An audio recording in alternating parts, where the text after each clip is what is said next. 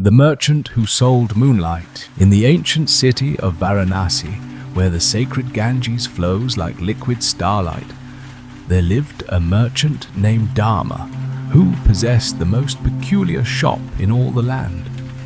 While other traders sold silk and spices, precious stones and fragrant oils, Dharma dealt in something far more extraordinary. He sold moonlight.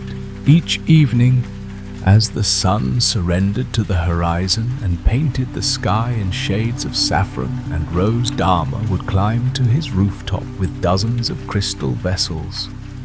These were no ordinary containers, but ancient receptacles carved from pure quartz that had been blessed by generations of monks.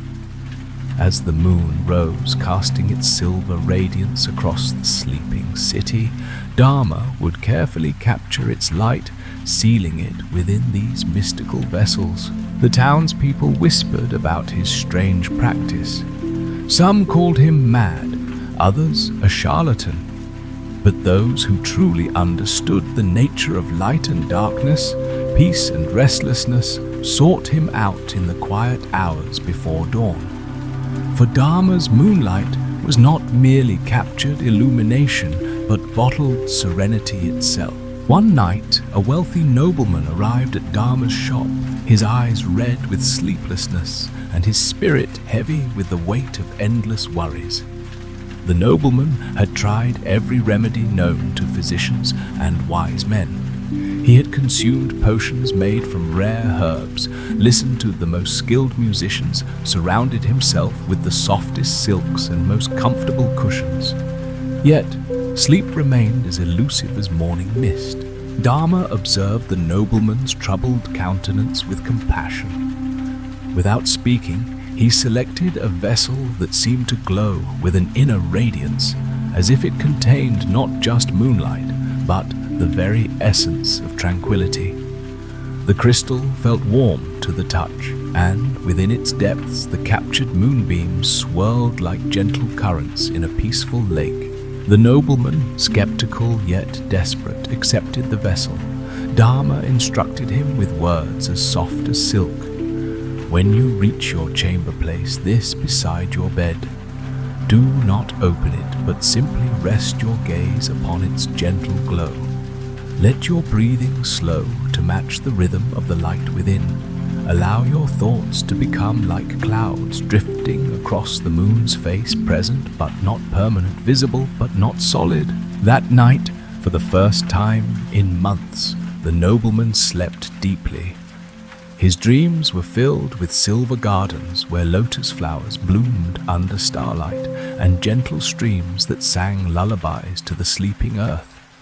He awoke, refreshed his mind, clear as mountain air, his heart light as a feather carried on a summer breeze. Word of this miracle spread throughout the city like ripples on still water. Soon others came seeking Dharma's moonlight. A young mother, whose infant would not sleep, found peace in a vessel that glowed with the soft warmth of a mother's love. An old scholar, whose mind raced with endless questions and theories, discovered rest in moonlight that seemed to whisper ancient wisdom. A merchant's daughter, plagued by nightmares, found solace in light that held the protective embrace of guardian spirits. But Dharma's most unusual customer was a young monk named Ananda, who came not seeking sleep but understanding. Unlike the others, Ananda was not troubled by insomnia or restless thoughts. His sleep was already deep and peaceful. Instead, he was curious about the nature of Dharma's practice. "Master," Ananda asked, his voice filled with genuine wonder, "how does one capture moonlight? And why does it bring such peace to those who possess it?" Dharma smiled, his eyes twinkling, like stars reflected in still water. "Young monk, you ask the right questions. Come, let me show you the true secret of my trade." That evening, Ananda accompanied Dharma to the rooftop.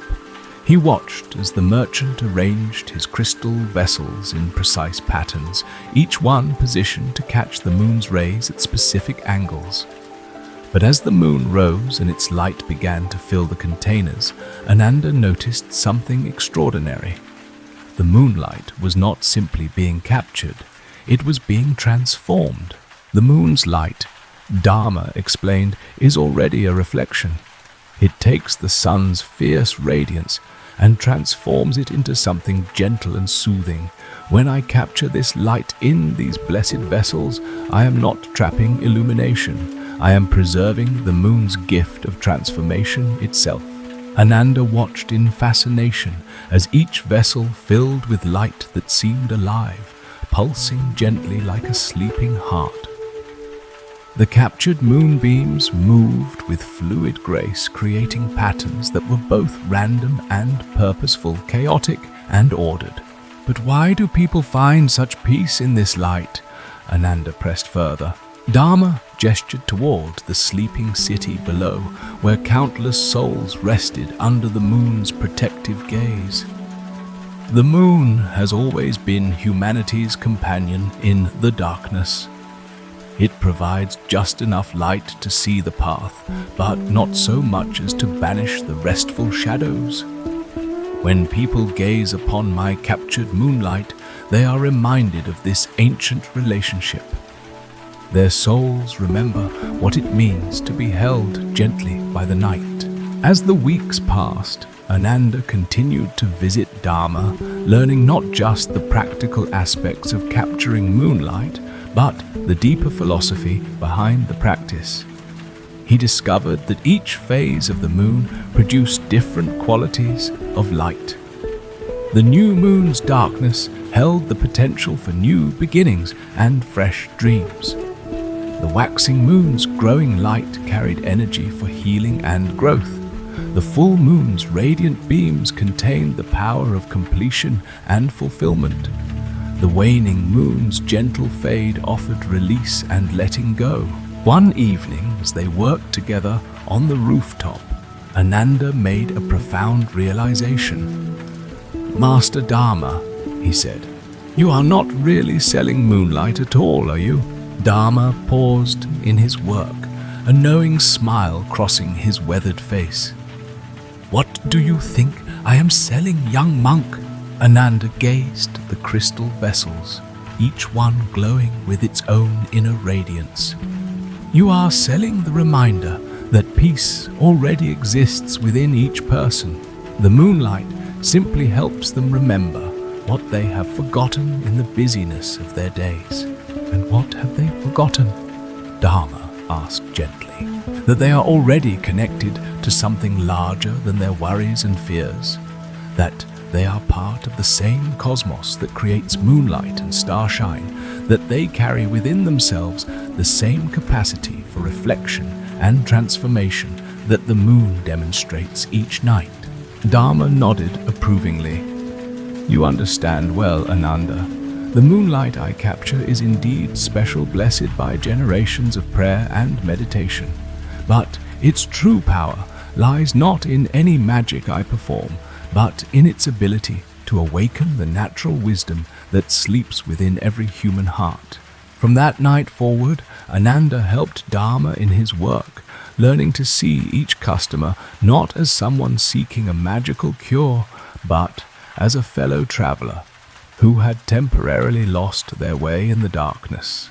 Together, they would offer not just captured moonlight, but gentle guidance back to the peace that was always available, always present, always waiting to be rediscovered. The merchant who sold moonlight continued his practice for many years, and his shop became known throughout the land as a place where the weary could find rest and the troubled could discover peace. But those who truly understood knew that Dharma's greatest gift was not the moonlight he captured, but the wisdom he shared about the light that already existed within every seeking soul. And in the quiet hours before dawn, when the captured moonlight glowed softly in countless homes throughout the city, sleepers everywhere were reminded of their connection to the vast, peaceful cosmos that held them gently through the night, just as the moon holds the earth in its silver embrace, just as consciousness holds all dreams and all awakening in its infinite, compassionate awareness. The weaver of silent dreams. In a village nestled between rolling hills, covered in lavender and wild jasmine, there lived an old woman named Kamala, whose fingers possessed an extraordinary gift. While other weavers in the village created beautiful tapestries and warm blankets, Kamala wove something far more precious and mysterious. She wove dreams themselves into fabric, creating textiles that could guide the sleeping mind into realms of perfect peace. Kamala's cottage stood at the edge of the village, surrounded by gardens where she grew plants that bloomed only in moonlight. Night-blooming cereus unfurled their ghostly white petals. Evening primrose released their sweet fragrance into the cool air, and 4 o'clocks opened their trumpet-shaped flowers as the sun disappeared behind the distant mountains. These nocturnal blossoms provided the inspiration for her work, their essence somehow finding its way into every thread she spun. Her loom was unlike any other in the village. Carved from wood that had been struck by lightning, yet continued to grow, it hummed with an energy that seemed to pulse in rhythm with the earth's own heartbeat. The threads she used were spun from the silk of moths that fed only on moonflowers, creating fibers that shimmered with an otherworldly luminescence. When she worked, usually in the deep hours of night when the world was hushed and still, the gentle rhythm of her weaving seemed to synchronize with the breathing of all sleeping creatures. The patterns Kamala wove were not random designs, but carefully crafted maps of the dream realm. Each thread represented a different aspect of peaceful sleep. Silver strands for deep rest, golden threads for healing dreams, blue fibers for the release of worries, and white silk for the pure awareness that underlies all sleep and waking. As her shuttle moved back and forth across the loom, she would enter a meditative state so profound that villagers claimed they could see her spirit traveling through the landscapes she was weaving. One autumn evening, the traveling merchant named Surya arrived in the village, his cart loaded with goods from distant lands. He had heard whispers of Kamala's unusual craft in markets across the region, stories that seemed too fantastical to believe. Some said her blankets could cure insomnia, others claimed her tapestries could prevent nightmares, and a few insisted that sleeping beneath her weavings could grant prophetic dreams. Surya was a practical man who dealt in tangible good spices that could be tasted, fabrics that could be felt, jewels that caught and reflected light. The idea of weaving dreams seemed like the superstitious nonsense of simple village folk. Yet something about the stories intrigued him, perhaps because he himself had been plagued by restless nights and disturbing dreams since beginning his travels. When he found Kamala's cottage, he was surprised by its humble appearance. The old woman sat at her loom, her weathered hands moving with fluid grace as she worked on a piece that seemed to shimmer and shift in the lamplight. The fabric appeared to contain depths that the eye could not quite fathom, as if looking into still water that reflected not just the surface world but hidden realms beneath. "I have heard remarkable claims about your work," Surya said, his tone polite but skeptical. "They say you can weave dreams into cloth." Kamala looked up from her loom, her eyes bright with the wisdom of many years. "What do you think dreams are made of, traveler?" The question caught Surya off guard. He had never considered dreams as being made of anything at all. "I suppose they are just thoughts that come during sleep, images created by the mind." "And what are thoughts made of?" Kamala asked gently, her fingers never pausing in their work. Surya found himself unable to answer. He had always assumed thoughts were simply thoughts as natural and inexplicable as breathing or the beating of his heart. Kamala smiled at his confusion. "Come sit beside me while I work. Perhaps you will understand better if you observe the process." As Surya settled onto a cushion near the loom, he noticed that the rhythm of Kamala's weaving seemed to slow his breathing and quiet his mind. The shuttle moved in patterns that were hypnotic, creating designs that seemed to tell stories without words. He found himself drawn into the emerging tapestry, his consciousness following the threads as they wove together into something greater than their individual parts. Dreams, Kamala explained as she worked, are the mind's way of processing the experiences of the day and connecting them to the deeper wisdom of the soul. They are made of the same consciousness that creates all experience, but in sleep, this consciousness is freed from the constraints of ordinary thinking. It can explore realms that are usually hidden from waking awareness. Surya watched as she selected a thread that seemed to glow with inner light. "When I weave, I enter a state similar to dreaming. My consciousness expands beyond the boundaries of ordinary perception, and I can see the patterns that connect all things. These patterns, these connections, are what I weave into my fabric."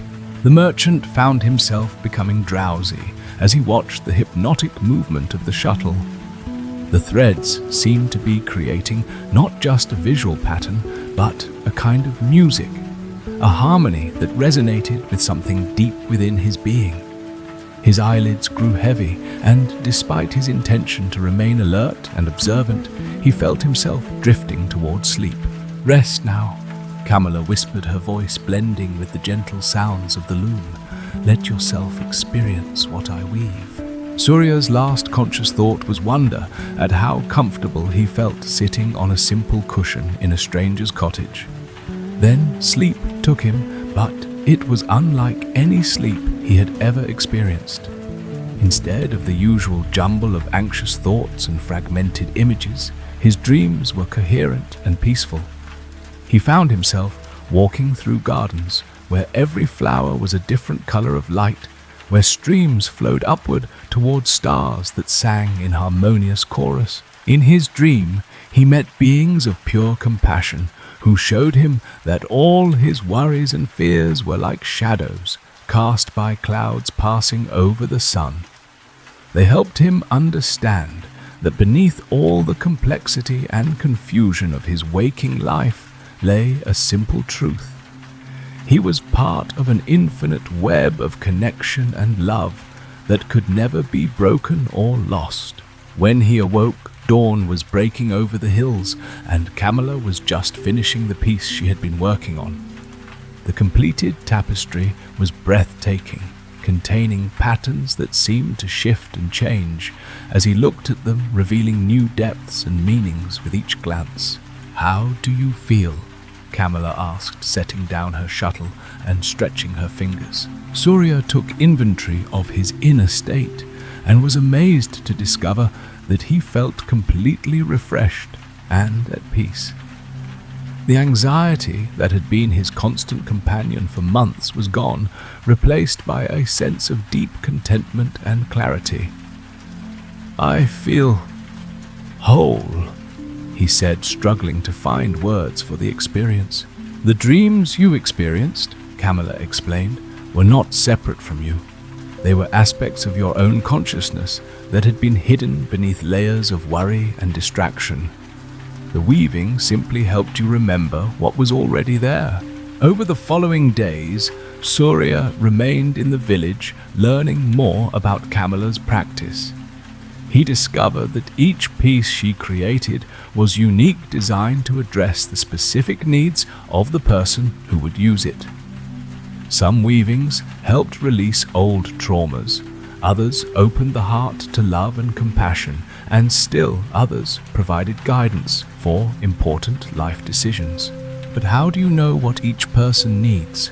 Surya asked as he watched her begin a new piece. "I don't decide," Kamala replied. "I simply open myself to the wisdom that flows through all things. The patterns reveal themselves to me, and I follow where they lead.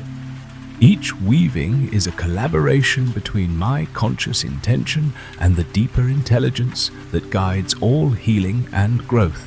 Surya began to understand that Kamala's gift was not just in her weaving technique, but in her ability to surrender her personal will to something greater. She had learned to trust the process completely, allowing each piece to emerge organically rather than forcing it to conform to her own ideas about what it should be. As his time in the village drew to a close, Surya realized that he had been transformed by his encounter with the dream weaver. The restless anxiety that had driven him from place to place had been replaced by a deep sense of purpose and direction. He no longer felt the need to constantly seek something outside himself because he had rediscovered the peace that had always existed within. On his last evening, Kamala presented him with a small piece of her, weaving a cloth that seemed to contain the essence of starlight and the whisper of wind through leaves. "This will help you remember," she said, "that wherever you travel, you carry with you the same consciousness that creates all dreams and all awakening." Surya accepted the gift with deep gratitude, understanding that he was receiving far more than a piece of fabric. He was being given a reminder of his own true nature, a tangible connection to the peace and wisdom that could never be lost, only temporarily forgotten. As he prepared to leave the village, Surya looked back at Kamala's cottage, where lamplight still glowed in the window, and the gentle rhythm of the loom continued its ancient song. He knew that somewhere in the world there would always be weavers like Kamala quietly working to help others remember the dreams that live within their own hearts, patiently creating bridges between the world of sleep and the realm of awakening, gently guiding all beings towards the peace that is their birthright and their home. The keeper of forgotten lullabies, deep in the mountains where clouds gathered like sleeping sheep and ancient pines whispered secrets to the wind, there lived a hermit named Tenzin who possessed the most extraordinary memory in all the world. While others forgot the details of yesterday's conversations or the names of distant relatives, Tenzin remembered every lullaby that had ever been sung, every gentle song that had ever guided a soul toward peaceful sleep. His cave dwelling was carved into the face of a cliff that overlooked a valley filled with prayer flags fluttering in the mountain breeze. The walls of his home were lined with thousands of small bells, each one tuned to a different frequency that corresponded to the various lullabies he had collected over the decades. When the wind moved through his cave, these bells would chime softly, creating melodies that seemed to emerge from the mountain itself. Tenzin had not always been a hermit. In his youth, he had been a wandering musician who traveled from village to village, learning the traditional songs of different cultures. But as he grew older, he began to notice something troubling. The old lullabies were disappearing. Grandmothers who had once sung their grandchildren to sleep with ancient melodies were passing away, taking their songs with them. Young parents, busy with the demands of modern life, were forgetting the gentle arts of musical comfort. This realization filled Tenzin with a profound sadness, but also with a sense of purpose. He decided to dedicate his life to preserving these vanishing treasures, not just as historical artifacts, but as living sources of peace and healing. He retreated to the mountains, where the silence was deep enough to hold all the songs he had gathered, and where the solitude allowed him to truly understand the power contained within each melody. The lullabies Tenzin remembered were not ordinary songs. They were sonic prayers, musical bridges between the waking world and the realm of dreams. Each one had been refined over generations, passed down from mother to child, grandmother to grandchild, until every note carried the accumulated wisdom of countless nights of gentle comfort. Some were wordless melodies that mimicked the rhythm of a mother's heartbeat. Others contained ancient syllables that seemed to resonate with the very foundations of existence. One winter evening, as snow fell silently outside his cave and the mountain settled into its deep seasonal rest, Tenzin received an unexpected visitor. A young woman named Pema had climbed the treacherous mountain path in the darkness, driven by desperation and hope in equal measure. She carried in her arms a baby who had not slept peacefully in weeks, whose constant crying had exhausted both mother and child. Pema had tried everything the village healers had suggested. She had adjusted the baby's diet, changed sleeping arrangements, consulted with wise women who specialized in infant care. Nothing had worked. The child seemed to be in a state of perpetual distress, as if something in the very fabric of existence was causing him discomfort. In her desperation, she had remembered stories her own grandmother had told about the hermit who lived in the mountains, the keeper of songs that could soothe any troubled soul. When Tenzin saw the exhausted mother and her crying child, his heart filled with compassion. Without speaking, he gestured for them to enter his cave and make themselves comfortable near the small fire that provided warmth and light. The baby's cries echoed off the stone walls, but instead of seeming harsh in the enclosed space, they somehow blended with the gentle chiming of the bells to create a strange kind of music. Tenzin observed the child carefully, not just with his eyes, but with his entire being. He listened to the quality of the crying, felt the rhythm of the baby's distress, sensed the underlying pattern that was causing the sleeplessness. Then, drawing upon his vast repository of remembered lullabies, he began to search for the perfect song, the one melody that would speak directly to this particular child's needs. He started with a gentle humming, a wordless tune that seemed to emerge from the depths of the mountain itself. The melody was ancient, older than written history, a song that mothers had sung when the world was young, and the connection between human hearts and the natural world was still strong and clear. As he hummed, the bells in his cave began to resonate sympathetically, adding their own voices to the growing symphony of comfort. Gradually, the baby's crying began to soften. The harsh edge of distress gave way to something more like conversation, as if the child was responding to Tenzin's musical offering with sounds of his own.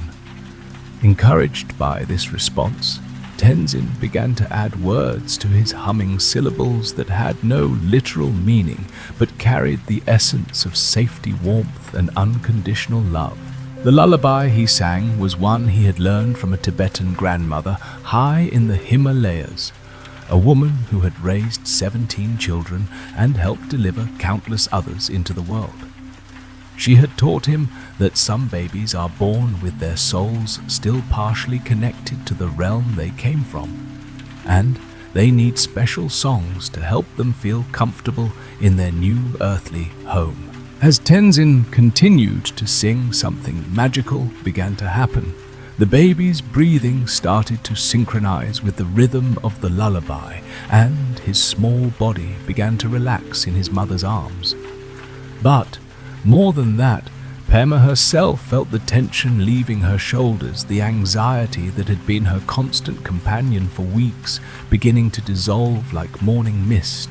The song Tenzin sang seemed to create a bubble of peace around the small family, a space where time moved differently and the ordinary concerns of the world could not intrude. Within this musical sanctuary, both mother and child began to remember what it felt like to be truly at rest, to trust in the fundamental goodness of existence, to surrender to the natural rhythm of sleep and waking that governs all life. As the lullaby continued, Tenzin began to weave in elements from other songs he had collected over the years. A phrase from a Celtic cradle song blended seamlessly with a melody from the African savanna. Ancient Sanskrit syllables merged with Native American chants, creating a musical tapestry that seemed to represent the universal human experience of caring for the young and vulnerable. The baby's eyes, which had been wide with distress, began to grow heavy. His small fists, which had been clenched in frustration, slowly opened like flower petals. His breathing deepened and slowed, matching the gentle rhythm of the lullaby that surrounded him like a warm blanket made of sound. But Tenzin did not stop singing. When the child fell asleep, he understood that the lullaby was working on deeper levels than just inducing physical rest. The music was healing something in the baby's soul, helping him to fully incarnate into his new life, to feel safe and welcomed in the world he had recently entered. As he sang, Tenzin found himself remembering all the mothers and fathers, grandparents and caregivers who had sung these songs before him. He felt their presence in the cave, their love and wisdom flowing through him and into the music he was creating. The lullaby became a bridge, not just between waking and sleeping, but between past and present, between the individual child and the great family of humanity that had been singing babies to sleep since the beginning of time. Hours passed, though time seemed to have little meaning in the musical space Tenzin had created. The baby slept deeply and peacefully, his small body completely relaxed in his mother's arms. Pema herself had dozed off, her face serene and untroubled for the first time in weeks. The cave was filled with a profound silence that was somehow more musical than any sound. When dawn began to lighten the sky outside the cave, Tenzin gradually allowed the lullaby to fade like a gentle stream flowing into the ocean of silence.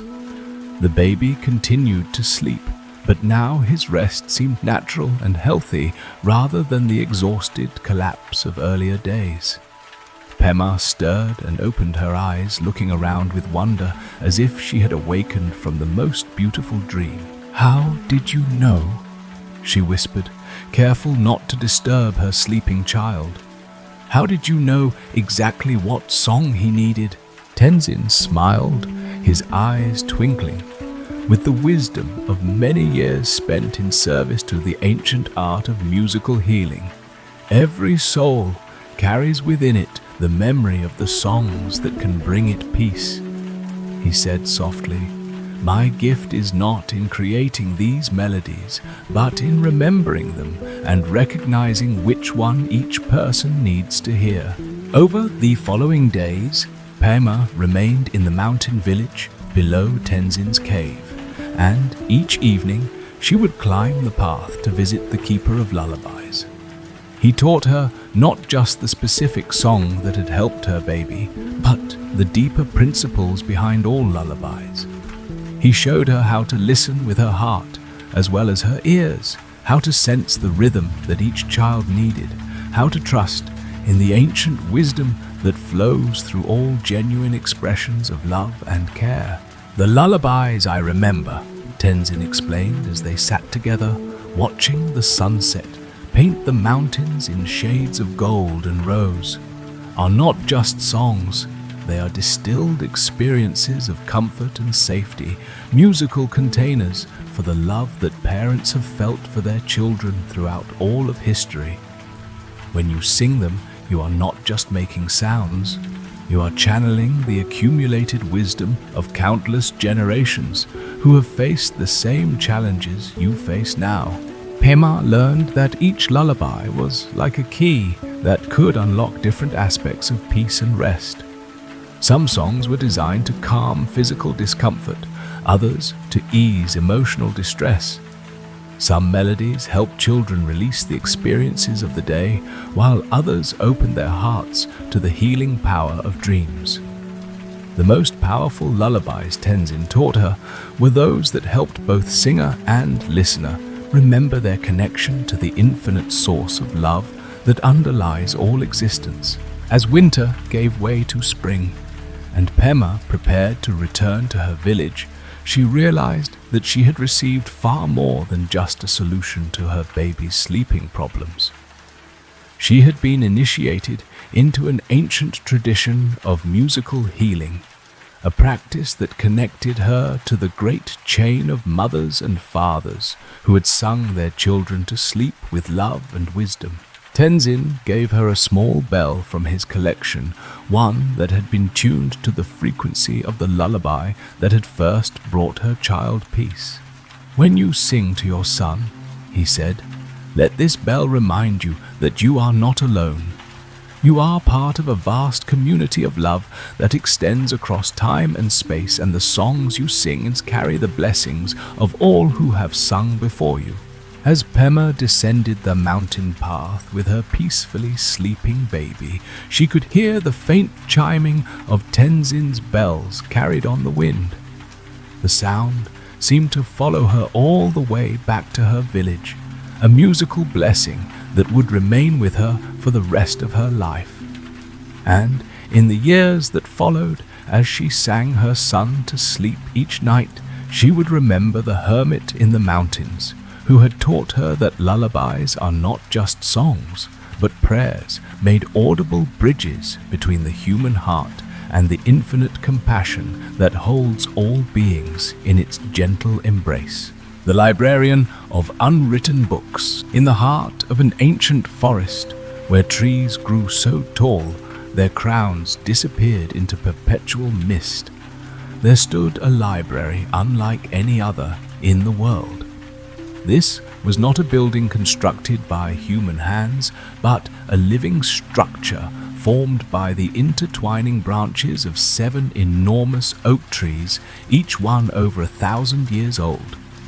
Within this natural cathedral of wood and leaves worked a peculiar librarian named Bodhi, whose task was not to catalogue books that had been written, but to tend to the infinite collection of stories that existed only in potential.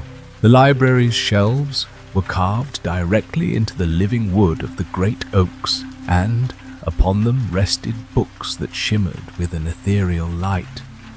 These were not ordinary volumes bound in leather and paper, but crystalline structures that contained the essence of stories that had never been told, dreams that had never been dreamed, and wisdom that had never been spoken. Each book pulsed gently with its own inner radiance, like a heart beating with the rhythm of unmanifested possibility. Bodhi had discovered this extraordinary place during a period of great personal turmoil, when his own life seemed to have lost all meaning and direction. He had been a scholar in the outside world, spending his days reading the works of others and his nights struggling with insomnia that seemed to grow worse with each passing year. The constant consumption of other people's thoughts and ideas had somehow disconnected him from his own inner wisdom, leaving him feeling empty and restless despite his vast knowledge. One night, driven by desperation and a strange pull he could not explain, Bodhi had wandered into the forest during a thunderstorm. Lightning illuminated the path before him in brief, brilliant flashes, and he found himself drawn deeper and deeper into the woods by a sound that seemed to call to something fundamental in his soul. It was not quite music and not quite voice, but something that spoke directly to the part of him that longed for stories yet untold. When he finally reached the library of living trees, Bodhi understood immediately that he had found his true home. The guardian spirit of the place, an ancient presence that seemed to exist in the space between the trees rather than in any physical form, explained his purpose with words that appeared directly in his mind rather than through his ears. Every soul that has ever lived, the spirit communicated, carries within it stories that were never given form, dreams that were never shared, wisdom that was never expressed. These unexpressed possibilities do not simply disappear when a life ends. They gather here in this place between the manifest and unmanifest worlds, waiting for the right moment and the right person to give them birth. Bodhi's role as librarian was unlike any job description that had ever existed. His task was to sense when someone in the world was ready to receive one of these unwritten stories, and then to facilitate the connection between the seeker and the tale that would bring them exactly what they needed for their spiritual growth and healing. The process required not just intellectual understanding, but a deep attunement to the subtle energies that connect all consciousness. Each unwritten book in the library contained a complete story, but these tales existed in a state of pure potential until they were activated by the right reader. When Bodhi sensed that someone was ready for a particular story, he would carefully remove the corresponding crystalline book from its shelf and place it in a special alcove carved into the heart of the central oak tree.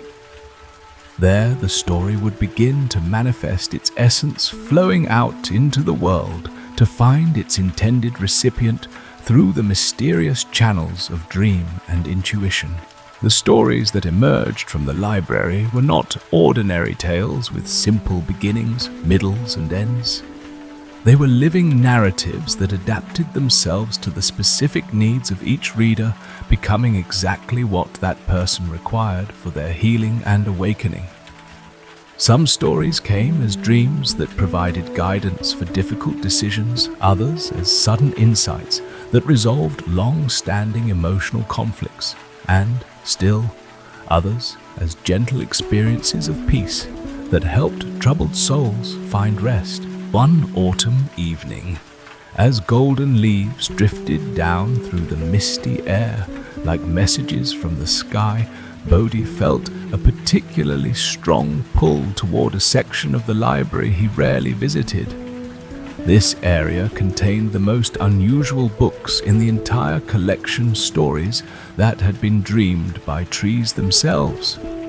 Narratives that emerged from the slow, deep consciousness of the forest and contained wisdom that spanned centuries rather than human lifetimes. Among these arboreal tales, one book pulsed with an urgency that Bodhi had never encountered before. The crystalline structure was larger than most, its faceted surface reflecting not just light, but what seemed to be fragments of time itself. As he approached it, images began to form in his mind. A young woman in a distant city lying awake night after night, her mind racing with anxieties about a future that seemed increasingly uncertain and frightening. The woman's name was Maya, and she worked in a profession that required her to constantly adapt to rapid changes in technology and society. The pace of modern life had accelerated beyond her ability to find peace, and she felt as if she were drowning in an ocean of information and demands. Sleep had become elusive, her dreams fragmented and disturbing when they came at all.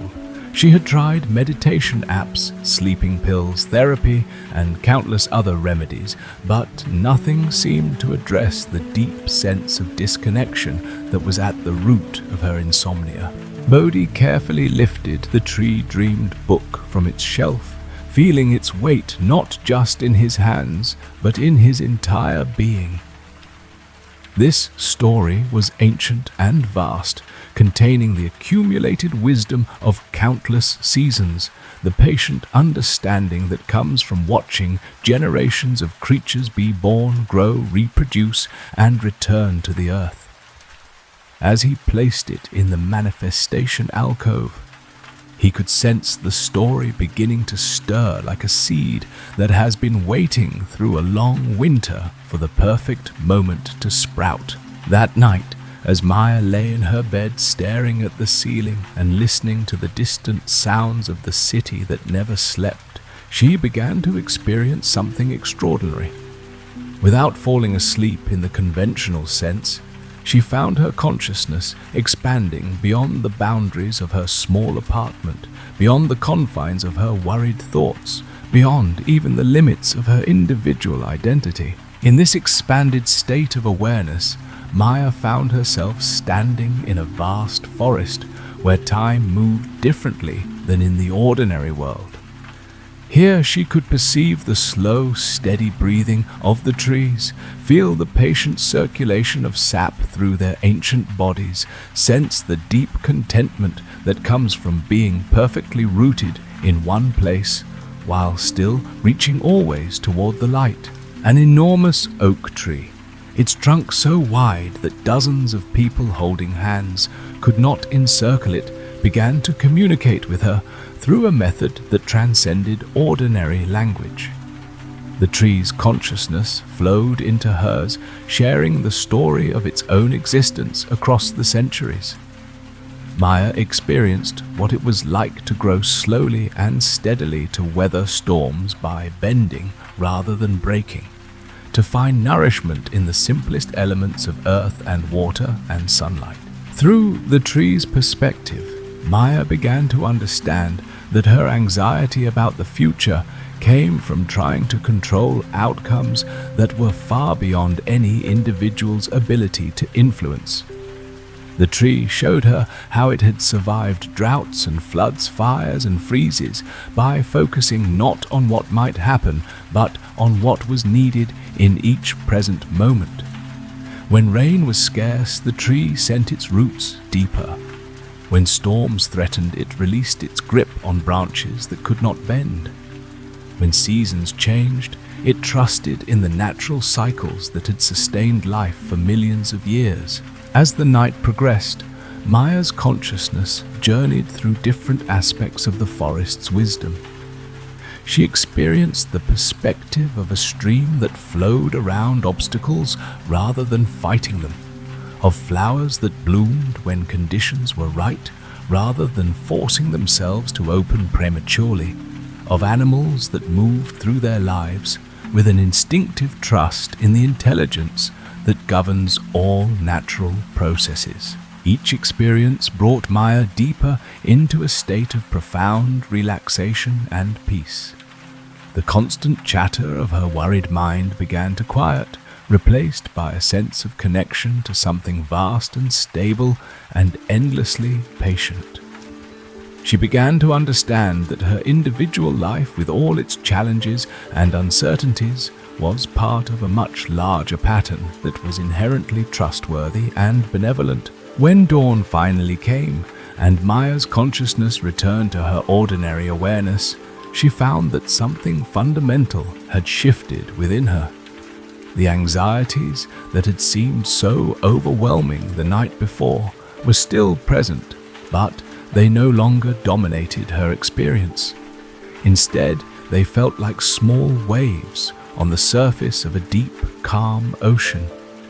She had been given access to a source of peace that existed beneath all the turbulence of daily life, a reservoir of wisdom that she could draw upon whenever she felt overwhelmed by the pace and complexity of modern existence. In the days and weeks that followed, Maya found that she could return to the forest consciousness whenever she needed to remember her connection to the larger patterns of existence.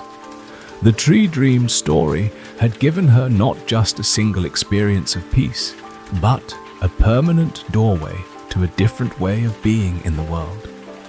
Her sleep gradually became deeper and more restorative. her dreams filled with images of growth and renewal rather than anxiety and conflict. Meanwhile, in his library of living trees, Bodhi felt a deep satisfaction as he sensed the successful completion of another story's journey from potential to manifestation. The crystalline book that had contained Maya's healing tale now glowed with a soft, steady light its purpose fulfilled. But even as he celebrated this success, Bodhi was already sensing the next story that was ready to be born, the next seeker who was prepared to receive exactly what they needed for their own journey toward peace and awakening. The library continued its ancient work, tending to the infinite garden of stories that existed in the space between what is and what could be, ensuring that no soul who truly sought healing and wisdom would ever be left without the perfect tale to guide them home to themselves. And in the gentle rustling of leaves and the patient creaking of ancient wood, the forest itself sang lullabies that carried the dreams of trees into the sleeping minds of all who were ready to remember their connection to the vast patient intelligence that holds all stories, all dreams, and all possibilities in its endless loving embrace. The clockmaker, who measured dreams in a narrow alley between two bustling marketplaces where the scent of cardamom and cinnamon drifted through the air like invisible prayers. There lived a clockmaker named Vikram, whose workshop contained the most unusual timepieces in all the known world.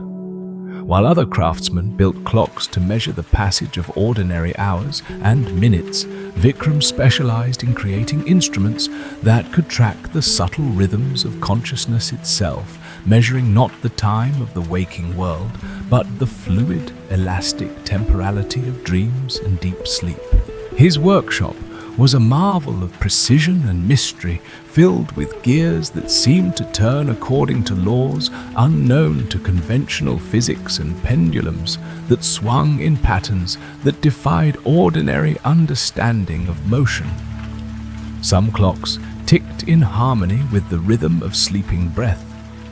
Others chimed softly when their owners entered the deepest phases of rest, and still others marked the passage of dream time, where minutes could contain lifetimes and hours could pass in the space of a single heartbeat. Vikram had inherited his unusual craft from his grandfather, who had learned it from a wandering monk who claimed to have studied the nature of time in monasteries hidden high in the Himalayas. According to family legend, the monk had discovered that time was not the fixed linear progression that most people believed it to be, but rather a living, breathing entity that expanded and contracted according to the state of consciousness of the observer. The most remarkable aspect of Vikram's clocks was their ability to help their owners achieve deeper, more restorative sleep by synchronizing their internal rhythms with the natural cycles of rest and renewal. Each timepiece was custom crafted for a specific individual, designed to resonate with that person's unique energetic signature and help them find their way back to the natural sleep patterns that modern life had disrupted. The process of creating one of these extraordinary clocks began with a consultation that was part interview, part meditation, and part mystical diagnosis. Vikram would spend hours with each client, observing not just their words and gestures, but the subtle emanations of their energy field, the rhythm of their breathing, the quality of their attention.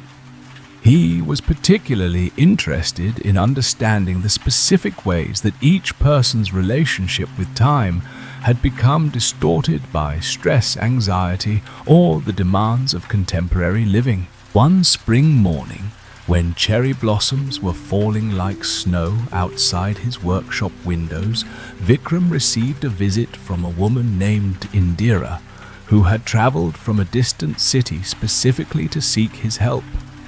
She was a successful architect who had spent years designing buildings that housed thousands of people, but she had somehow lost the ability to create a sense of home and rest within her own life. Indira's problem was both simple and profound. Despite her professional success and material comfort, she had become trapped in a relationship with time that made genuine rest impossible. Her days were scheduled down to the minute, her mind constantly racing ahead to the next deadline or project, her nights filled with a restless half-sleep that left her exhausted rather than renewed. She had tried every conventional remedy for insomnia, but nothing had addressed the deeper issue, her complete disconnection from the natural rhythms that govern all healthy life. As Vikram listened to Indira's story, he began to perceive the specific nature of her temporal distortion. She was living as if time were a scarce resource that had to be hoarded and maximized, rather than understanding it as an abundant flow that could be entered and enjoyed. Her consciousness had become like a tightly wound spring, unable to release its tension and settle into the natural expansion and contraction that characterizes healthy sleep cycles. Time, Vikram explained as he showed Indira around his workshop, is not something that exists outside of us, pressing us forward with relentless urgency. It is something we participate in creating through the quality of our attention and the rhythm of our being. When we are anxious and rushed, we create a kind of time that feels scarce and pressured. When we are peaceful and present, we create a kind of time that feels spacious and nourishing. He led her to a section of the workshop where several clocks were in various stages of completion.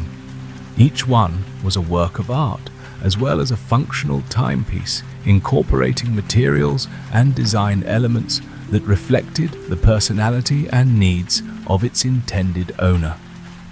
Some were made from woods that had been aged for decades. Others incorporated crystals that had been charged with specific intentions, and still others featured mechanisms so delicate and complex that they seemed to operate more through magic than mechanics. "The clock I will create for you," Vikram continued, "will not tell you what time it is in the ordinary sense. Instead, it will help you remember what it feels like to exist in harmony with time, to move through your days and nights with the same natural grace that governs the cycles of the moon and the changing of the seasons." Over the following weeks, Vikram worked on Indira's clock with the dedication of a master craftsman and the reverence of a spiritual practitioner. He began by creating a case from sandalwood that had been harvested from trees that grew in groves where meditation retreats had been held for centuries. The wood itself seemed to carry the vibration of deep peace, emanating a subtle fragrance that naturally slowed the breathing and quieted the mind.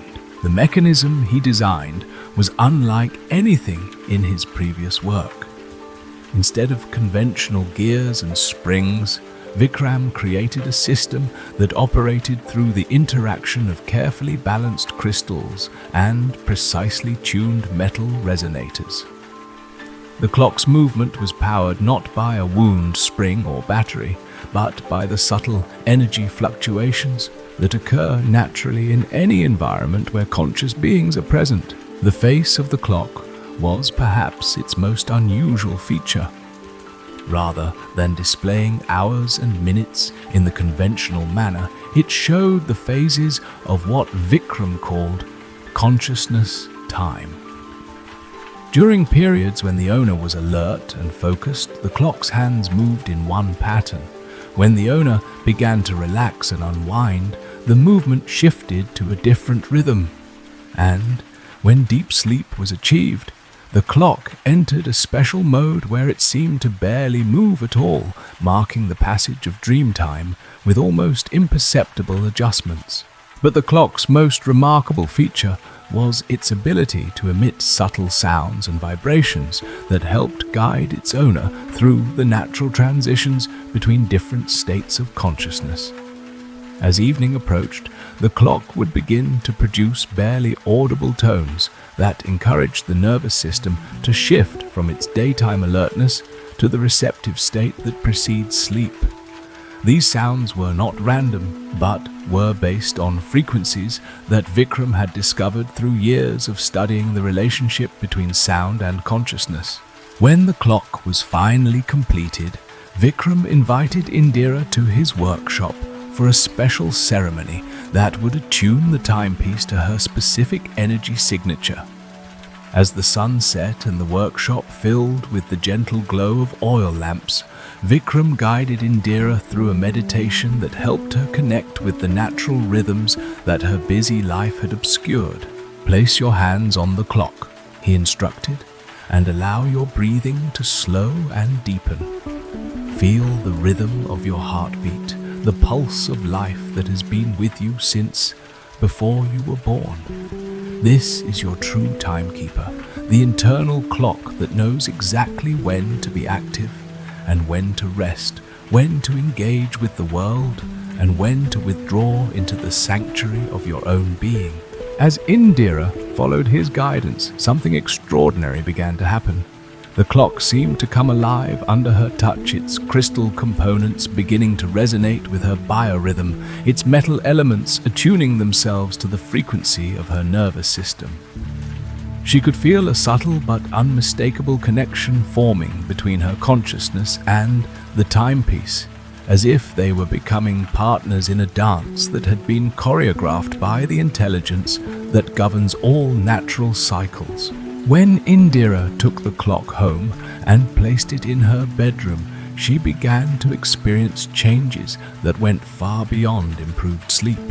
The timepiece seemed to create a field of temporal harmony around itself, a space where the frantic pace of modern life gave way to something more sustainable and nourishing. Simply being in the same room with the clock helped her remember what it felt like to move through time with grace rather than struggle. The clock's gentle sounds and subtle energy emissions worked on multiple levels of her being. On the physical level, they helped regulate her circadian rhythms, encouraging her body to produce the hormones and neurotransmitters necessary for deep restorative sleep.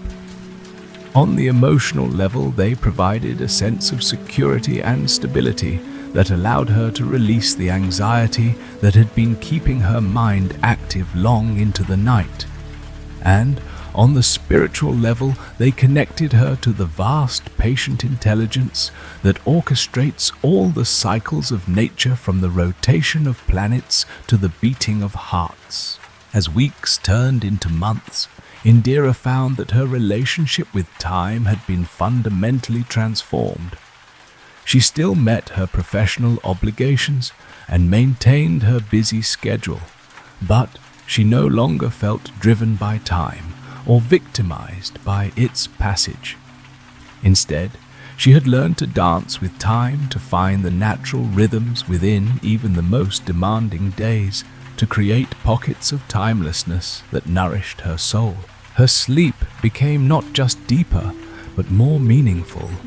Her dreams were filled with images of natural beauty and spiritual insight, and she often awoke with solutions to problems that had seemed intractable during her waking hours.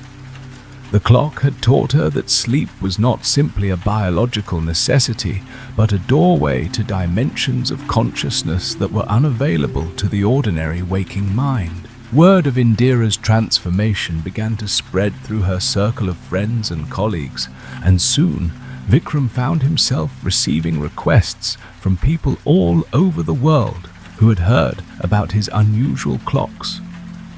Each commission was unique, requiring him to understand not just the technical aspects of timekeeping, but the deeper mysteries of consciousness and its relationship to the temporal dimension. Some clients needed clocks that helped them overcome the jet lag that came from constant travel. Others required timepieces that could help them navigate the irregular schedules demanded by their professions. A few sought clocks that could help them synchronize their sleep with partners whose natural rhythms were different from their own. And occasionally, someone would come seeking a clock that could help them prepare for the ultimate transition, the final letting go that occurs at the end of life. Each clock that emerged from Vikram's workshop was a unique solution to the specific temporal challenges faced by its owner, but all of them shared certain common qualities. They helped their users remember that time is not an enemy to be fought, but a friend to be embraced, that the natural rhythms of consciousness are inherently wise and trustworthy, and that true rest comes not from stopping time, but from learning to flow with it in harmony and grace. As Vikram continued his work, he began to understand that he was not just a craftsman, but a healer, helping people reconnect with aspects of their own nature that had been forgotten in the rush of modern living. His clocks were not just timepieces, but teachers gently guiding their owners back to the natural state of being that allows for deep rest, meaningful dreams, and the kind of sleep that truly restores both body and soul to their original wholeness and peace. The gardener of night-blooming wisdom in the hills beyond the last village, where wild lavender grew in purple waves and ancient olive trees twisted their silver branches toward the stars, there lived a gardener named Immerse, who cultivated the most extraordinary plants in all the world. While other gardeners grew vegetables for nourishment and flowers for beauty, Immerse tended a garden where every plant bloomed only in darkness, releasing their most potent essences during the deep hours of night when the boundary between waking and sleeping became thin as morning mist. Her garden was a living mandala of nocturnal wonders arranged in spiraling patterns that seemed to mirror the movement of galaxies across the night sky.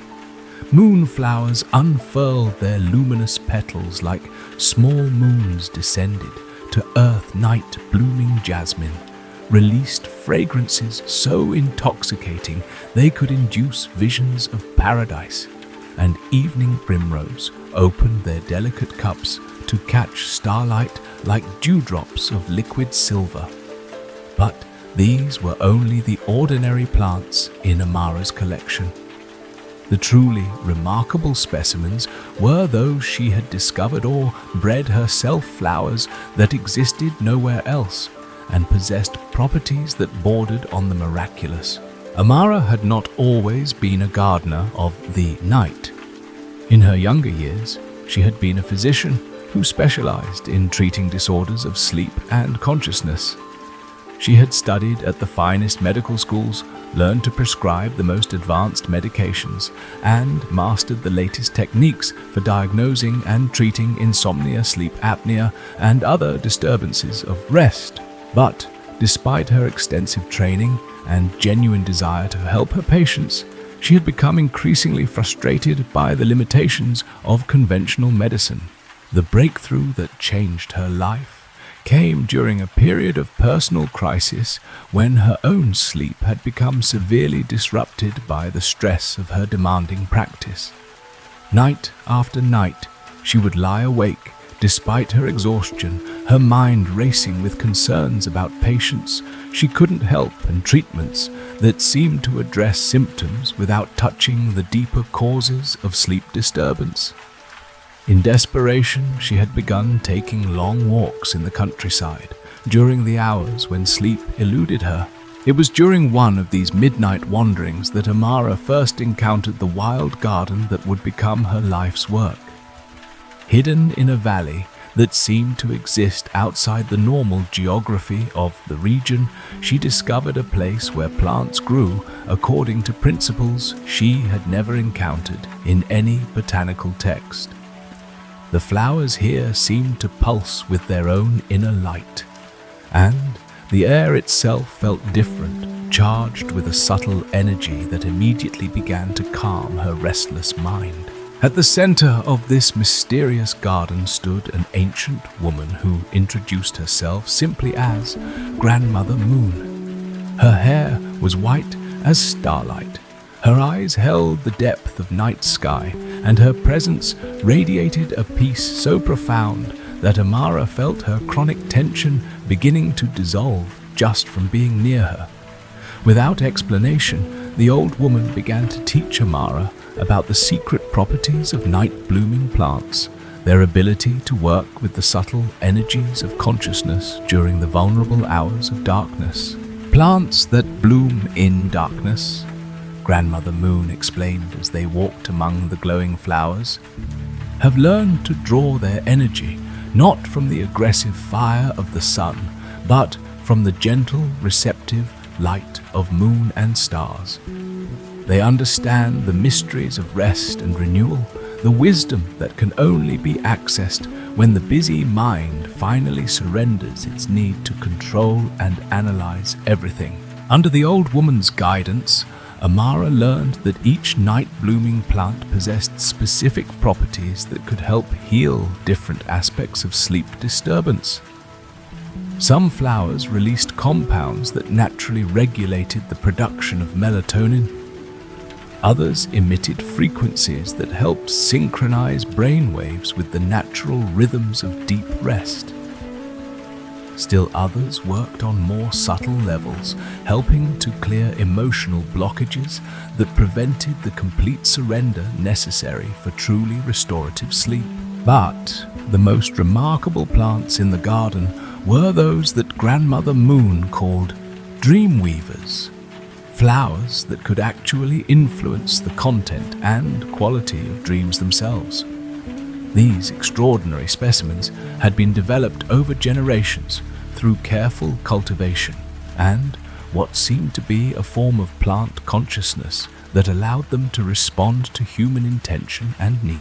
When Grandmother Moon eventually passed on, leaving the garden in Amara's care, the former physician found herself inheriting not just a collection of unusual plants, but an entirely new understanding of healing that integrated the wisdom of nature with the deepest insights of consciousness research.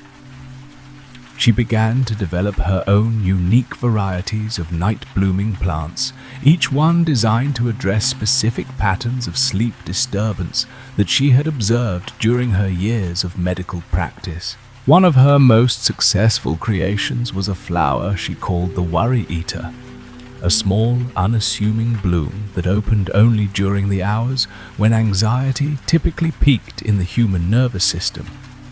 The plant seemed to have an almost supernatural ability to absorb the mental energy of repetitive thoughts and concerns, transforming this chaotic mental activity into a gentle, soporific fragrance that naturally guided the mind toward rest. Another remarkable specimen was the dream bridge, a climbing vine that produced flowers in constantly shifting colors, each hue corresponding to a different type of healing dream. When someone slept near this plant, their dreams would be gently guided toward whatever type of inner work was most needed for their psychological and spiritual development. Some people experienced dreams that helped them process old traumas. Others received guidance about important life decisions, and still others were given visions of their own highest potential.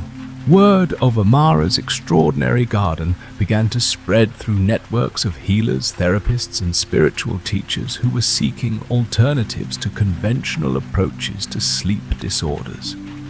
People began making pilgrimages to her hillside sanctuary, drawn by stories of miraculous healings and profound transformations that occurred when troubled sleepers spent time among her night-blooming plants. One such visitor was a young man named David, a software engineer whose work with artificial intelligence had somehow disconnected him from the natural rhythms of his own consciousness. He spent his days immersed in the logical, linear world of computer programming, and his nights were plagued by dreams that felt more like malfunctioning code than natural expressions of his psyche. Sleep had become a battleground where his overactive analytical mind wrestled with exhaustion, neither side achieving victory. When David first arrived at Immerse's garden, he was skeptical about the idea that plants could help with something as complex as sleep disorders.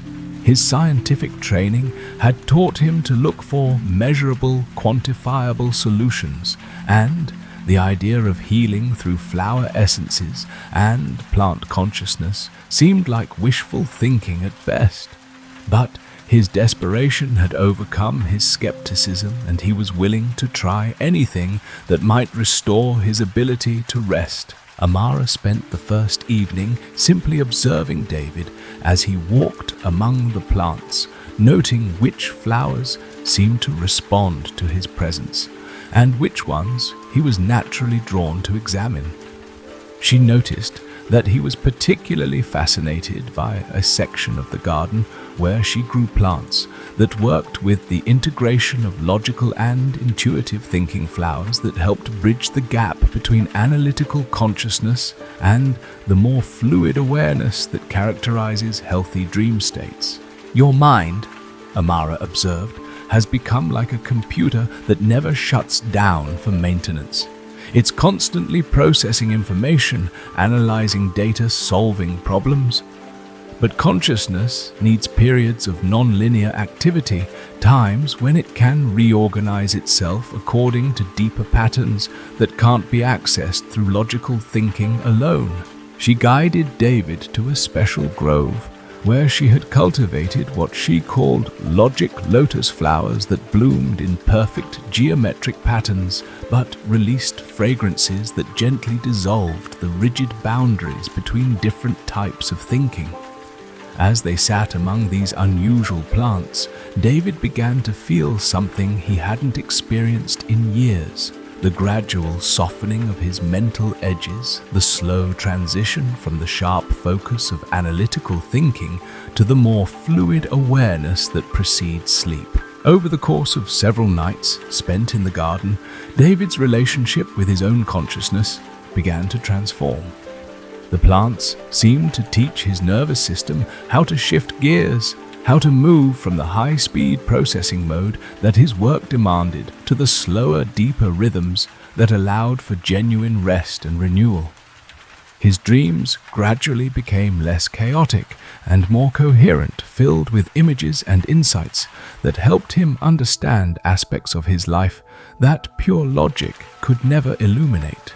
But David's healing was just one of countless transformations that occurred in Immerse's garden.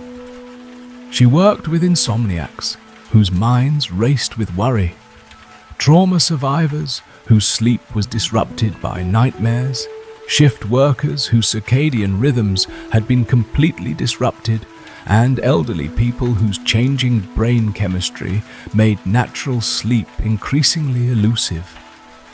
Each person required a different combination of plants and a unique approach to healing.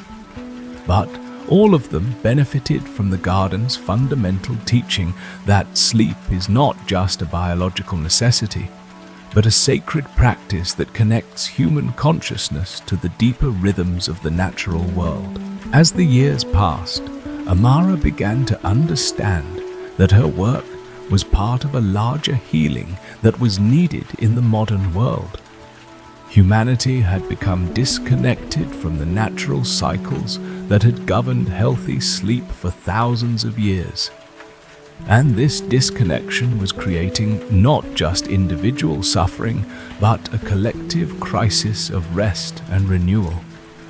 Her garden was a small but vital sanctuary where people could remember their original relationship with darkness dreams and the profound wisdom that emerges only when consciousness learns to trust the intelligence of rest. The night-blooming plants continued their ancient work, opening their petals to the darkness, releasing their healing essences into the cool night air, and teaching all who encountered them that true rest comes not from forcing the mind to be quiet, but from learning to dance with the natural rhythms of consciousness as it moves between waking and sleeping. thinking and dreaming, effort and surrender. And in the deepest hours of night, when the garden glowed with the soft luminescence of flowers that had learned to find their light in darkness, Amara would walk among her plants with the satisfaction of knowing that she was tending not just a garden, but a living pharmacy of peace, a sanctuary where the ancient wisdom of plants and the deepest needs of human consciousness could meet and heal each other in the gentle embrace of night. The monk who listened to shadows. In a remote monastery perched on the edge of a misty ravine, where the wind sang through pine needles and the mountain's silence was deeper than any ocean, there lived a monk named Sogen, known for his unusual practice. While his brothers meditated on the breath or chanted ancient sutras, Sogen spent his nights listening to shadows. The monastery itself was a place of paradox, built from stone, yet seeming to float above the valley, filled with the laughter of novices by day and the hush of contemplation by night.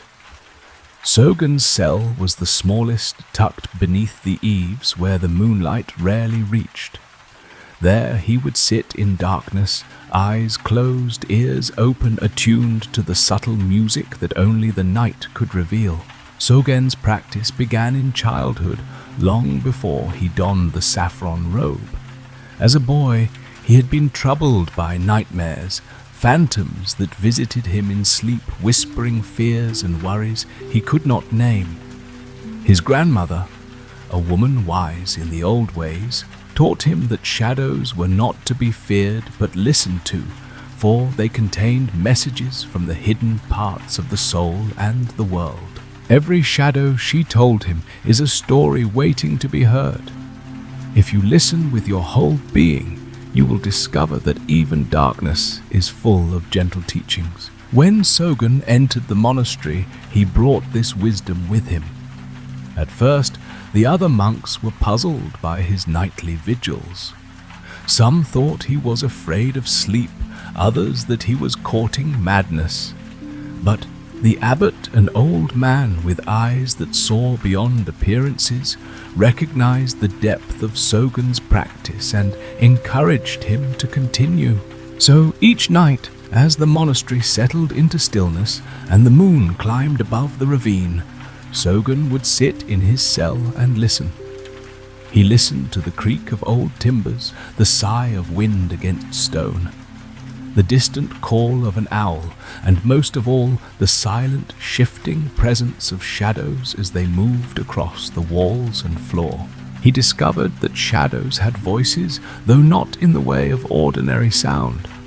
Some were soft and comforting, like the memory of a mother's hand. Others were sharp and restless, filled with the energy of unresolved longing. There were shadows that told stories of the past, regrets and joys, losses and gifts, and others that hinted at possible futures shimmering with potential. One night, as a storm gathered in the mountains and thunder rolled through the valley, Sogen sensed a new shadow in his cell. It was darker than the others, dense and silent, pressing against him with a weight that felt both ancient and immediate. Instead of turning away, Sogen welcomed it, inviting it to share its story. The shadow spoke not in words, but in feelings, a deep sorrow, a longing for peace, a fear of never being understood. Sogen listened with his whole heart, allowing the shadow's presence to fill the space between his thoughts. He did not try to analyze or change it, but simply offered his attention as steady and gentle as the mountain itself. As the night wore on, the shadow began to shift. Its heaviness softened, its sorrow eased. Sogen felt his own breath deepen his body, relax. The shadow, having been heard, transformed into a gentle coolness, like the touch of night air after a hot day. With the coming of dawn, it faded, leaving behind a sense of quiet blessing. From that night forward, Sogen's practice deepened. He learned that every shadow, whether in the world or within his own mind, carried a gift for those willing to listen. Some brought messages of forgiveness, others reminders of forgotten strengths. Some revealed wounds that needed healing, others pointed the way toward new beginnings. Word of Sogen's unusual practice spread beyond the monastery. People from nearby villages, troubled by insomnia or haunted by restless dreams, began to seek his counsel. They came with stories of sleepless nights, of worries that would not let them rest, of fears that grew larger in the darkness. Sogen welcomed each visitor with the same gentle presence he offered the shadows. He did not prescribe remedies or offer advice, but simply listened, sometimes in silence, sometimes with a few quiet questions, always with the patience of one who has learned that healing comes from being heard. He taught his visitors how to sit with their own shadows, to listen without judgment or fear. He showed them how to breathe with the darkness, to allow their worries and regrets to speak and then to let them go. Many found that after such a vigil, sleep would come naturally, as if the shadows themselves had become guardians of their rest. One evening, a young woman named Hana arrived, her eyes rimmed with exhaustion. She had not slept well in months, plagued by dreams of loss and uncertainty. Sogen invited her to sit with him in the darkness to listen for the shadow that troubled her most. At first, Hana was afraid. The silence felt heavy, the darkness overwhelming. But as she sat beside Sogen, breathing in time with the quiet rhythms of the monastery, she began to sense a presence, a shadow that hovered at the edge of her awareness, filled with sadness and longing. With Sogen's gentle encouragement, Hana allowed herself to listen. She felt the sorrow of missed opportunities, the ache of unspoken words, the fear of being alone. She did not try to push these feelings away, but welcomed them as old friends. Gradually, the shadow's voice softened, its pain eased. By the time dawn painted the sky with pale gold, Hana felt a peace she had not known in years. That night, she slept deeply, her dreams filled with images of gentle rivers and quiet meadows. Sogen's practice became a quiet legend in the region. People spoke of the monk who listened to shadows, who could turn darkness into rest, fear into peace.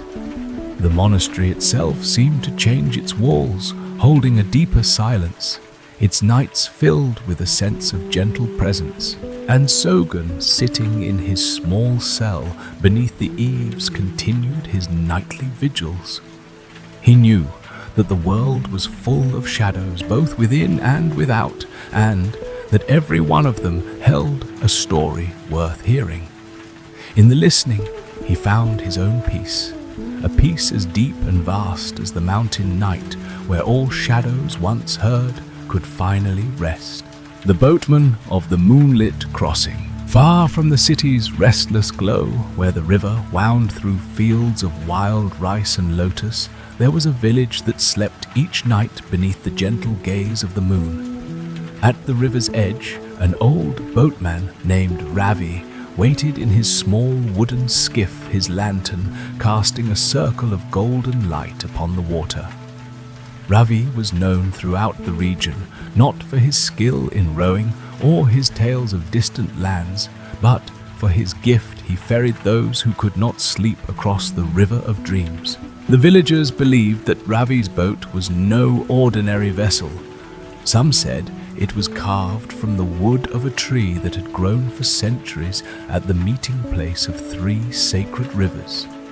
Others whispered that the boat had once belonged to a wandering sage who had vanished into the night, leaving only the skiff behind.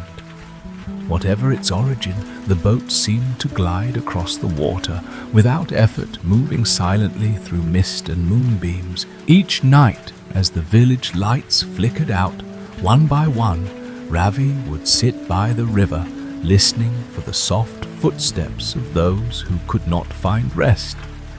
Sometimes it was a child troubled by nightmares, sometimes an elder weighed down by memories, sometimes a traveler whose mind spun with worries. Ravi welcomed them all with a gentle smile and a nod toward the waiting boat. "Come," he would say, "let us cross together. Leave your burdens on the shore. The river will carry them for you tonight." The crossing was always silent. Ravi rowed with slow, steady strokes, the oars barely disturbing the surface of the water. The moon above seemed to follow the boat, casting a silver path that shimmered with each ripple. The passengers sat quietly wrapped in blankets, their eyes growing heavy as the gentle rocking of the boat lulled them into a state between waking and sleep. On these journeys, something strange and beautiful happened. The river, which by day was muddy and bustling with fishermen and traders, became a mirror for the night sky. Stars reflected on the water, and the boundaries between earth and heaven grew thin. The boat drifted through a world of soft light and silence where thoughts slowed and worries faded. Sometimes Ravi would hum an old lullaby, the melody so simple and ancient that it seemed to belong to the river itself. The sound mingled with the splash of water and the rustle of reeds, weaving a gentle spell that soothed even the most troubled heart. Children who had arrived with tears on their cheeks would fall asleep in their mother's arms before the boat reached the far shore. Elders would sigh and let go of memories that had haunted them for years, their faces softening in the moonlight. Ravi never hurried the crossing. He knew that each journey had its own rhythm set by the needs of those in his care. Sometimes the boat drifted for what seemed like hours, circling in eddies of mist and moonbeams. Other times the crossing was swift, the river parting like silk to let the boat pass. But always by the time the skiff touched the opposite bank, his passengers had entered a deep, healing rest. On the far shore, the boat would nudge against the reeds, and Ravi would help each sleeper step onto the soft earth. Some would wake just long enough to thank him, their voices thick with drowsiness. Others would remain in the gentle grip of sleep, trusting Ravi to guide them safely home. He would watch as they walked back toward the village, their burdens left behind on the riverbank, their steps lighter and their hearts more at ease. One night, a young man named Arun arrived at the river's edge, his eyes shadowed with worry. He had not slept in days, his mind tangled with doubts about the future. Ravi welcomed him aboard, and as the boat slipped into the current, Arun felt the tension in his body begin to unwind. As they drifted beneath the moon, Ravi spoke softly, telling a story of a fisherman who had once tried to catch the moon's reflection in his net. The fisherman had spent many nights casting and recasting, chasing the shimmering light across the water, until finally he realized that the moon could not be caught or held. It could only be admired and trusted to return each night. Arun listened, the story settling into his mind like a gentle wave. By the time the boat reached the far shore, he was asleep, his dreams filled with silver light and quiet rivers. As the years passed, Ravi's boat became a legend. People came from distant villages, seeking the peace that could be found on the moonlit crossing.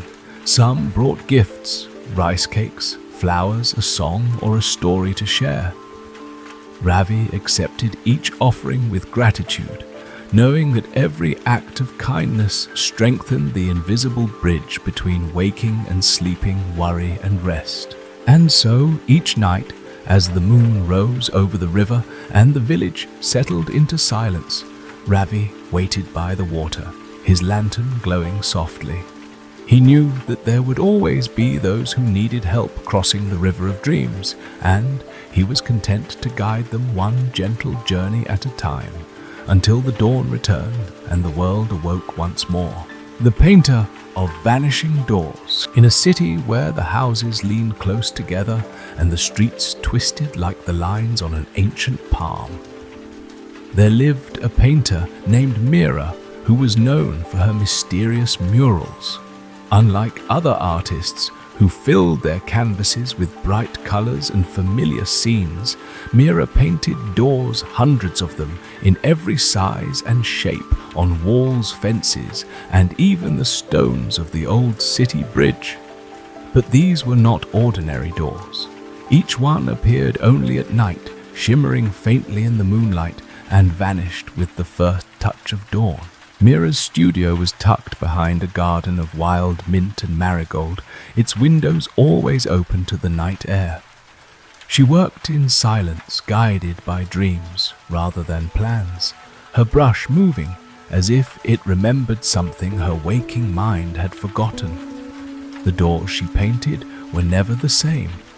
Some were tall and arched, others small and round, some carved with intricate patterns, others plain and unadorned. But all of them seemed to pulse with a quiet invitation, as if they were waiting for someone to find them. The people of the city soon noticed that those who passed by Mira's murals at night often found themselves growing sleepy, their worries softening their hearts, growing lighter. Some said that if you stood before one of her doors and closed your eyes, you would feel a gentle breeze, as if the door had opened onto a secret garden or a distant shore. Others claimed that stepping through one of Mira's doors in a dream could bring you to a place where old sorrows faded and new hope blossomed. Mira herself did not know where the doors led. She only knew that when she painted, she felt a deep sense of peace, as if she were opening a passageway, not just for herself, but for all who longed for rest. Her own nights, once troubled by restless thoughts, had become tranquil and luminous.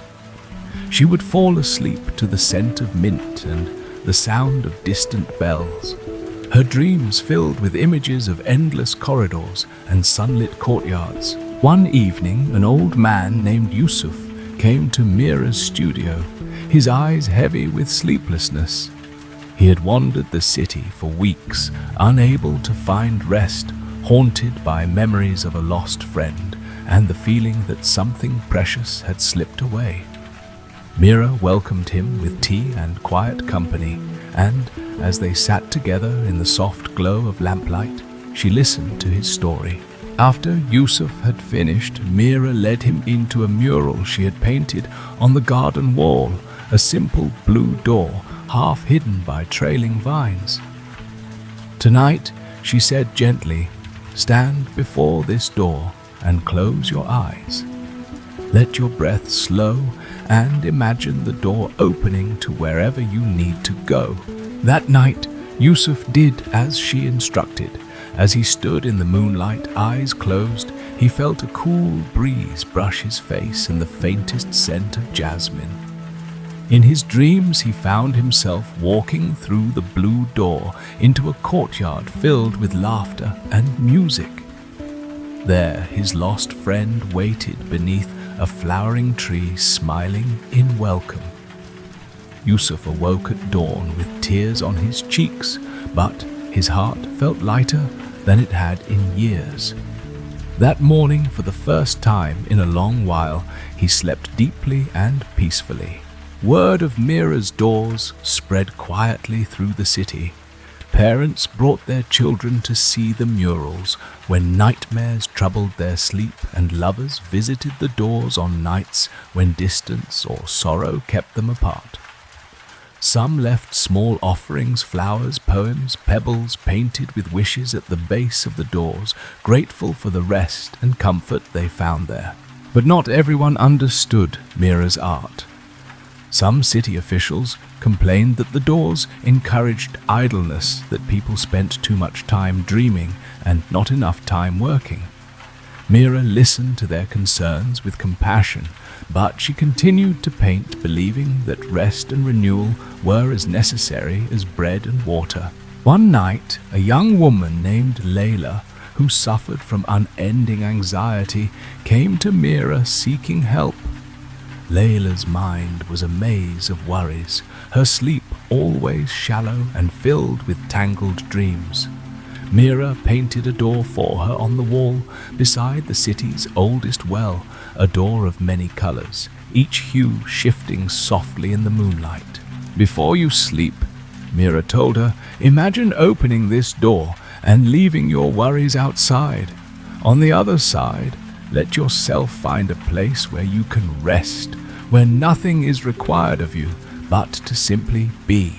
Layla followed Mira's instructions, and over time her sleep grew deeper. In her dreams, she wandered through fields of wildflowers and rested by quiet streams. She awoke each morning feeling a little more whole, her anxieties loosening their grip. As the years passed, Mira's doors multiplied. Some faded as the walls crumbled or were painted over, but new ones always appeared, each one a silent promise that rest was never far away. Travelers who arrived in the city, weary from long journeys, would sometimes find themselves drawn to a mural just as night fell, and after a moment of quiet, before the painted door, they would sleep soundly beneath unfamiliar stars. Mira grew older, her hair turning silver, but her hand remained steady. She continued to paint, guided by dreams and the quiet gratitude of those who found peace through her art. She knew that there would always be those who wandered the city in search of rest, and as long as there were walls to paint and nights to dream, she would offer them a door, a gentle passage from waking to sleep, from sorrow to solace, from longing to the quiet home of the heart. And so, in the city of winding streets and whispering walls, Mira's vanishing doors remained silent, mysterious, and always waiting ready to open for anyone who needed to find their way to rest. The collector of lost mornings, high in the hills above the misty plain, where dawn arrived quietly and the air tasted of dew and wild thyme, there lived a gentle man named Liam, who was known as the collector of lost mornings. His house, built of river stones and old wood, overlooked a valley where the sun's first light painted the world in gold and rose. Liam's gift was unusual. He gathered the mornings that people had missed, those precious hours lost to worry, insomnia or sorrow, and returned their peace to those who needed it most. Liam's home was filled with curious objects, glass jars that shimmered with the faintest glow, wind chimes that played melodies only at sunrise, and shelves lined with tiny bottles, each labeled with a date and a name. These bottles, it was said, contained the essence of mornings that had slipped away, moments when someone had longed for rest, but found only restless turning, when the promise of a new day had been hidden behind clouds of thought. Each morning, Liam would rise before the birds and walk through the valley, his bare feet brushing the cool grass. He would pause wherever he sensed a lost morning. A window where the curtains remained closed, a garden where the flowers drooped, a house where the air was heavy with sighs. With a gentle breath and a silent blessing, he would gather the lost light, the quiet hope, the freshness that had been overlooked. He collected these mornings not for himself, but for those who came seeking renewal. People from distant villages, travelers burdened by sleepless nights, and elders whose dreams had grown thin, all found their way to Liam's door. He welcomed each visitor with warm tea and a place by the window, where the valley stretched out in peaceful invitation. Liam never asked his guests to explain their troubles. Instead, he would listen to the rhythm of their breath, the tone of their silence, the way their eyes lingered on the morning sky. Then, from his shelves, he would select a bottle sometimes clear as spring water, sometimes tinged with the pale blue of early dawn or the soft pink of first light. He would uncork it, and let the essence drift into the room, filling the air with the subtle fragrance of hope and the gentle warmth of a new beginning. As his guests breathed in the lost morning, something inside them softened. The tightness in their chests eased, the heaviness in their limbs lightened. Some wept quietly, letting go of the sorrow that had kept them from greeting the day. Others simply closed their eyes and rested their bodies, remembering the natural rhythm of waking and renewal. One morning, a young mother named Mai arrived, her face drawn with exhaustion. Her nights were filled with the cries of her newborn, her days with worry and self-doubt. She feared she would never again know the peace of a quiet sunrise. Liam listened to her story, then chose a bottle that glowed with the soft yellow of early light. As Mai inhaled its essence, she felt her heart slow and her mind clear. That night, for the first time since her child's birth, she slept deeply and awoke with the sun, her spirit refreshed. Another visitor, an old poet named Kwang, had lost his mornings to regret and memories that would not fade. Liam offered him a bottle filled with the cool blue of a misty dawn. As Kwang breathed in the morning's peace, he found new words rising in his mind, gentle verses that spoke of forgiveness and the beauty of beginning again. Liam's gift was not magic in the way of fairy tales, but a quiet art, a practice of presence and compassion. He understood that each morning held a promise, and that even when lost, its essence could be reclaimed. He taught his visitors how to honor their own mornings, to rise with gratitude, and let the light of dawn touch their hearts before the world's demands returned. As the seasons turned, Liam's house became a sanctuary for all who sought rest and renewal. Children brought him wildflowers in exchange for stories elders shared, memories of sunrises long past, and travelers left behind small tokens, stones, feathers, handwritten notes of thanks. The valley itself seemed to grow more luminous, its mornings brighter, as if the land remembered every hope and blessing ever offered there. In time, Liam grew old. His hair turned white as cloud, his steps slowed, but his eyes remained clear, reflecting the endless sky of dawn. On his last morning, as the sun rose over the hills, the people he had helped gathered in the valley, each carrying a bottle of lost morning they had once received. Together, they uncorked their bottles, letting the essence of countless dawns drift into the air, weaving a tapestry of light and peace that lingered long after the sun had climbed high. Liam's house still stands, its windows open to the morning breeze, its shelves lined with bottles that glow softly in the dawn. And those who pass by say that if you pause and breathe deeply, you can feel the peace of 1,000 lost mornings gently restored, waiting to bless anyone who is ready to begin again.